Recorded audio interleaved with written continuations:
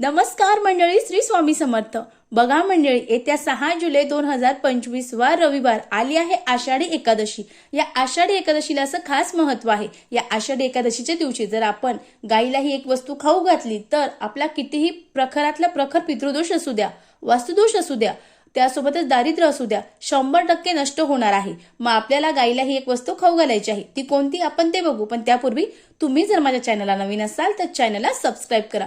बघा मंडळी, आषाढी एकादशीला असं विशेष महत्व आहे. आपण या आषाढी एकादशीच्या दिवशी अनेक व्रत वैकल्य करणार आहोत, आपण काही सेवा करणार आहोत. मग सगळ्यात महत्वाची सेवा म्हणजे आपल्याला या दिवशी गाईला एक वस्तू खाऊ घालायची आहे. आणि आपण जर गाईला ही एक वस्तू खाऊ घातली तर गोमाता आपल्यावर प्रसन्न होईल आणि आपल्या अनेक अनेक अनेक समस्यातून आपली सुटका होईल. तर आपल्याला ही सेवा सकाळपासून संध्याकाळपर्यंत केव्हाही करू शकतात.